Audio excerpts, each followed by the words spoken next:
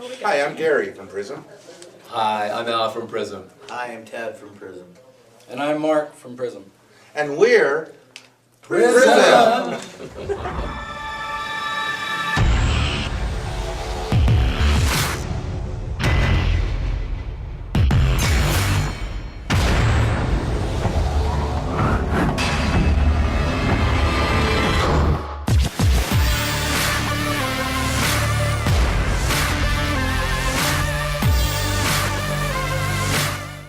Welcome to the Shakat Journal Podcast. I'm Alexander. And I'm Skylar. What up? Not much.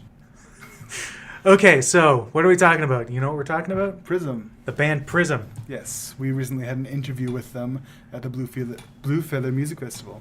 And that was a fun time. Yeah. Interesting guys, very nice. Yes. Very polite. Yes.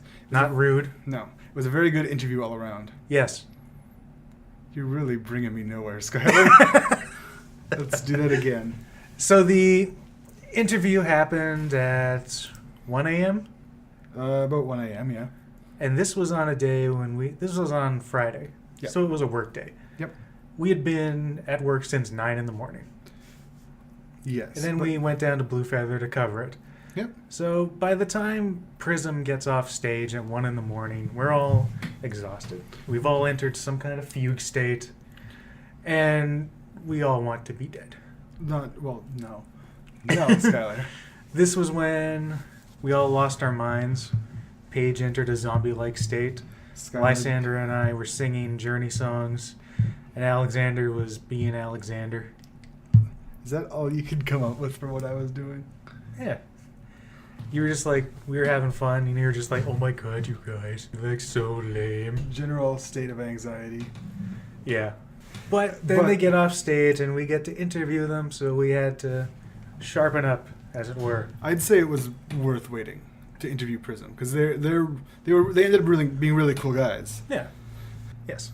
And I think And like any resentfulness we may have had at having to stay up so late, which was evaporated as soon as we got in the room with them because they were great guys. Yeah. Not that we really resented them. No. But that being said, it was an awesome interview. It was. And we should talk a little bit about, at one point, the lead singer Al Harco, he's talking about how this company Vivendi, which owns Universal, has bought up a lot of music. Mm-hmm. They're a French company, so apparently France owns all of this music. Yeah. And you thought he had gone insane.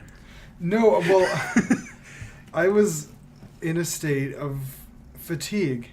And when he was talking about the French company, it kind of set me off. And I was like, whoa, what's going on? We've dug too deep. Yeah. But then rewatching the interview, of course, I realized what was actually going on. Yeah. But, yeah, it was good.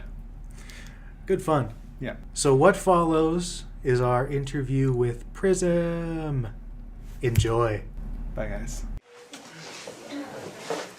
Fire away. I see a red button. I think we're on. We know what red buttons mean. Yeah. So this is Skylar. He's got the questions. And yeah, we're from Shakat Magazine, or Shakat Journal, which is a small magazine here in town. And we are hoping to do a video and a story on all of the musicians and all the volunteers. And so thank you very much for talking to us today. Our pleasure. Wonderful. Fire away. Okay. So first off, what are your thoughts on the Yukon? Love it. What's with this white stuff? It's warmer than the Okanagan right now. It's Really? It is, yeah. And you know, Go ahead. I was going to say, there is such a thing as northern hospitality. Like, we were walking down Main Street today and stuff, and, meeting people and, going into the shops and stuff, and it was just a wonderful community atmosphere, and that's rare down south these days. So, yeah, we really caught the vibe. It's a great community. Enjoyable walk, too. I went down down towards Main Street, and it was really nice to kind of keep the heritage of the buildings to some degree, It's nice, beautiful little place. Yeah. Yeah. What drew you here? Like, what was the allure of playing this festival? A contract that had dollar signs on it. I was wondering if that was going to come. Anything a bit more substantial? Gary Bailey's a good friend of my wife's and myself. Okay. I've known him for 100 years. Yeah. And we know the story of Blue Feather too. We know Yes, the full story. Gary's background and that, so it's a fantastic cause. So yeah, we were real happy to be part of it, privileged to be part of it.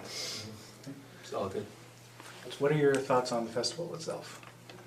So far, it's been great. Everyone's treating us well. The musicians are all fantastic. Yeah. Oh yeah. And there's a whole day to go. Unfortunately, a few of us have to go back tomorrow. But it seems like there's put a great show on, a great festival. Oh yeah. Great lights, great sound. Yeah, that's everybody's first class. Yeah, Mhm. doesn't get any better. Yeah. How do you use music to express your voice, your creative voice? Al had a hard time with it tonight. Pass the Vicks Vapor Rub. You know, I feel sorry for people who don't have music in their life, because I've always been able to just grab an instrument and express an emotion. It's such a great. So I don't know how to answer that. Maybe one of you guys, except that I wouldn't know what to do without it. Yeah. Gary has a tribal thump happening. And you know, the creative process doesn't stop. I mean, we're all involved with different projects, and Prism, you know, is a kind of our, you know, when the bell rings, we all go do Prism. And even when we're, you know, playing the well-known hits and all that kind of stuff, you're interpreting them, you know, you're feeling them every night. So, like, sometimes people say, well, how can you play, you know, those, you know, same songs, all the hits every night? But every night you inject something, you know, every night it speaks back to you, you know? Yeah. And the audience helps too. Yes, yeah, the Rolling audience. Stones have to play Satisfaction every night for 50 years, but that audience feedback, I think, gets you through any, I don't know, boredom you might have with that. I don't play the same parts every night. You can ask the bass player. I do sort of whatever comes out at the time, but it's always very similar in context. But I believe if you do the same thing identical every night, you're now painting by numbers, and I believe that it should be art every time you play it. But you know, and so we kind of do that. I find, you know, which Paint by makes it. numbers with You the know, art of it. that's what it is. When you know, when you do the same lick in the same place every single time, every night, you're no longer creating. You're just, you know. But nothing wrong with that too. Some bands do, and it's amazing, you know. But You pick your spots. yeah, So, you guys have been at this for 40 years, is that correct? That's what the T-shirt tells us, yeah. What keeps you going after all that time? Man, it's what we do, you know. without it, Yeah. would we keep going? I don't know. What's kept the band going for 40 years is the audience. Yeah, yeah. And we're really bad painters. The longer we stay in this thing, the shorter our resumes get. We're literally unemployable, except as this. And we all have other projects, like I was saying too, that we do on the side, you know. And but this is our, you know, go-to. We're always here for this. Yeah. But, yeah, we do, you know. I'm actually a pretty good painter. Are you? I've gotten better at it. You can landscape too. You want to hire us, man? Why is your wife shaking her head no? Ruin that. I get the floor real good. Yeah. Can you tell us a little bit about your other musical projects that you've got going on, besides Prism? Well, let's see. Mark's at the front of the class. Okay. I have another 3 bands that I play with. They're all original bands, and they're all from everything from heavy, like 9 Inch Nails kind of stuff, to a folk trio. So just a little bit of everything. One's called Head, one's a band in Paris, and one's Stone Poets. And I play with the band Genesis and Rush. Which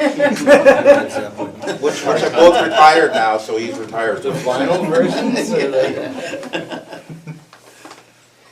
And before I got the whistle call to come into Prism, because before that we were called the Seeds of Time, and that band broke up. That they set the world's record for an entire band showing up at the methadone clinic at Vancouver General Hospital. So after a rough start, we changed the name to Prism. But I had always been. My band was called Harlow, and we were recording and stuff. So I've kind of gone back to my beginnings now. So I'm just kind of, you know, patching together all the, you know, some brand new tracks and old tracks and stuff like that. And now we too are wanting to go forward with some recording. The trouble is we all live in different cities, so we got to get everybody together in one place. And there's some new songs we've already got in the on the front burner. So yeah, we sat in my living room about 6 months ago and and did a brand new one, so we got 2 or 3 ready to go. All we have to do is make a date. Yeah. But we haven't practiced in about 8 years. We haven't got together for practice. Once Al Since builds, you've been around, no, we haven't had a practice. About 8 years, yeah. Yeah. So I was pretty active. once Al builds a studio in his new place there. Yeah, On the yeah. island. Well, no, it's not on the island. Seashell. Sort of. Seashell, yeah, I'm building a new studio. Yeah, so Gary lives in Chilliwack, I live in North Van, soon to be living in Roberts Creek.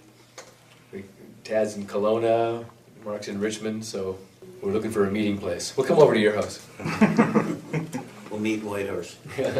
And most of my other projects are fusion, like I like jazz fusion, so with the funky twist, so most of my other projects are that, you know, but yet good is good to me, music is music. I'll play country if it's with great players, you know, I enjoy anything. This. Yeah. Have you guys? Oh, sorry. You were gonna say something? Oh, no. Oh, okay. Have you guys all been in the band since the very beginning? In this band? Yep. No, I'm the old guy. I'm the the guy that goes back to the beginning. But this band has been together much longer than the original band. Yeah. You know, and yeah, I can vouch. There's a guy been here forever now, but And I have bragging rights. I'm the only one allowed to say this, that this is the best edition of this band that has ever existed and the longest lasting. So no, I'd agree with that. yeah. I do too. There's no arguments here. I've been in this band ever since my daughter was a little girl. Yeah. Yeah. She's 47 years old. Yeah, we've been around, a few of us have been around for a long time, like pushing 20 years now. Yeah. Ow, 40 years, you know. Yeah, Cool. but it's fun. So why the lineup changes over the years? People died. Yeah, we've had a couple of people die on us. And some of the guys, my peers, you know, they get old. Yeah. And they just kind of drift off. You take your vitamins, get lots of sleep, remember what Mom said, eat your carrots, and you too. Listen, You know something, I'm gonna take yours. And you too can do this for 45 years. So how did that original lineup get started? Well, we did come out of a band called the Seeds of Time in Vancouver. And that's going all the way back to the psychedelic days and stuff like that. And then there was another band across town. Actually, they were all UBC students. They were all in conservatory music programs called Sunshine. And the trumpet player in that band was a guy named Bruce Fairburn. And I think we had fired Lindsay Mitchell out of the Seeds of Time, I think, for a moment. And he went across town and joined that band. And the drummer of that band was a guy named Jim Valance. So, in any case, in those days, there was no such thing as Pro Tools and home recording stuff. You know, you had to fake your way into a local studio in the midnight to 6 shift, you know, in order to record anything. And so Fairburn took those guys with some of Jim Valance's songs and just started, like the rest of us, you know, we were running around town just cutting tracks in whatever studio would take us in. I was doing the same thing. And those tracks, there was something special about them. There was something about Jim Valance's songwriting. And they pulled in this unknown singer in some band because his voice suited the tracks, and a guy named Ron Tabac. So that was just this loose congregation. There was no intention of being a band. They were just trying to get Jim Valance's songs recorded. But all of a sudden it attracted record company attention. And in those days, the record companies ruled the world. You know, the idea was to be like the Beatles and get a record deal. And that's what we were all trying to do in those days. So the moment that happened, they all looked around and said, uh-oh, you know, now we need to be a band. And so that's when we pulled in the rest of the Seeds of Time guys. So that's Rocket Norton. You know, so in other words, everybody in town was playing on one song. You know, like a bass player would come in, play on one track, go home. You know, this kind of stuff. So it was just like a community of guys playing on these tracks of Jim's. And they said, uh-oh, we might get signed to a record deal. We better be a band. So then we just brought in John Hall and keyboards and myself and Rocket, and so that was virtually the coming together of 2 bands, yeah, around Jim Valance's song. So Jim wrote Open Soul Surgery, Take Me to the Captain and Spaceship Superstar, and the rest is history. He's doing quite well now. Yeah. We understand he's done quite well. So has your career been fairly commercial? Did you ever get that major label contract? Or have you been mostly independent?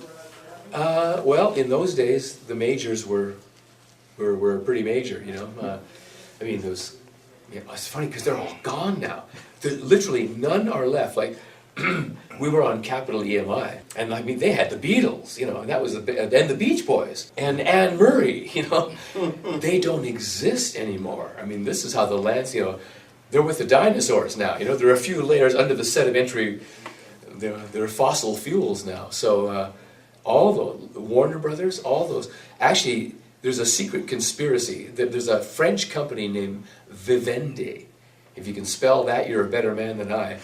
And that company has quietly bought all the other labels. I think they even own Universal. And what they're going to do with the catalog that they own, but they own all the music in the world now. Ooh, that's creepy. I didn't know that. Yeah. And so... And they're French? Yeah. So all the music of the world is owned in France. So, yeah, in those days you had to be on a major label to make any kind of noise, you know. But yeah, I think the rise of the independents really came in the 90s, you know. So what would you call it? Was that the Seattle boom? You know, that kind of stuff. And then, well, in England, Stiff Records with Elvis Costello, you know. So yeah, there's always been those creative... It's funny, today somebody was playing, you know, Chess Records' greatest hits on the CD player, right? So I mean... And usually that's when real creativity boils to the surface, right? If somebody has the courage to, you know, sign acts that nobody else will sign and have success with it and that kind of stuff. So that's always been the theater. And that process is still going on, right? But now, as you say, it's more independent than ever. Now we're all independent. Yeah. The home game. That's cool. Thanks for asking. Nowadays, it's so much easier to get your music out there with platforms like Bandcamp. Anyone can self-publish their own music. Yeah, CD Baby. Yeah. Yeah. Is that something you guys have taken advantage of? Have you, Mark, have you done that? It's easier to get it out there, but it's hard to get it. Yeah, I don't know if it's better. Still, You know, it's different. Like now you can get somebody in New Zealand to listen to your music easy without a major record company distributing over there for you, but you're There not might going be to see one any guy in money New for Zealand it. that's just- Yeah, you can even get a tour there if you can afford to fund it Yeah, you yourself. have to pay for it all yourself. Yeah, you know, but It's good. because back then the record companies would put out the money and you'd pay them back off here.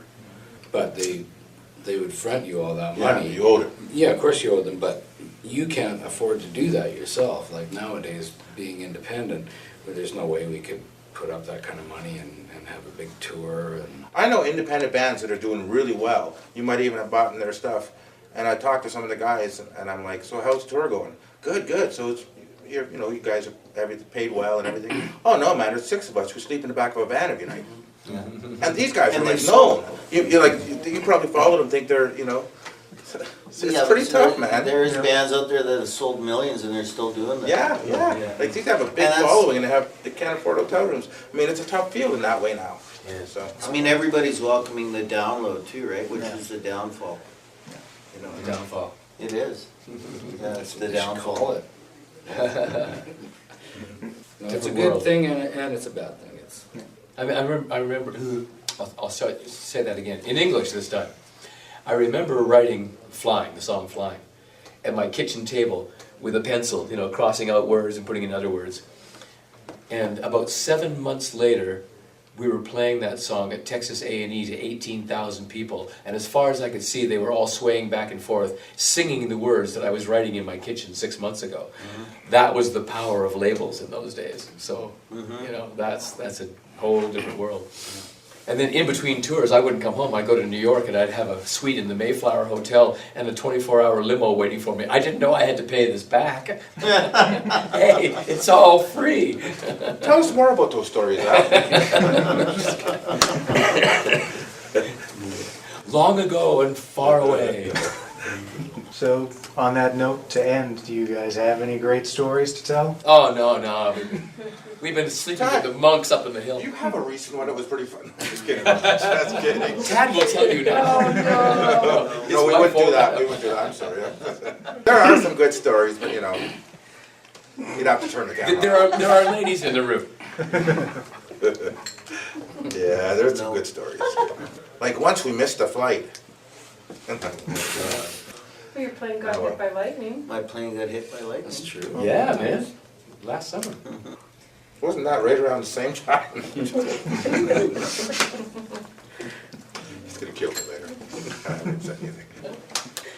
Thanks. Hello, Yukon. Yeah. It's not the Yukon, it's Yukon. Yukon. It's like, hello, the Manitoba. Hello, the Saskatchewan. Love Yukon. Thanks a lot. All right.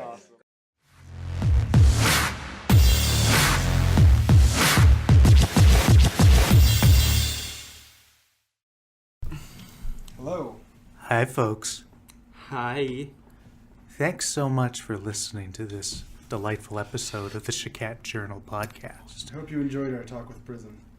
And Thank you for supporting internet radio. ASMR. I don't know what that means, but we'll see you next time. Later. Bye, guys.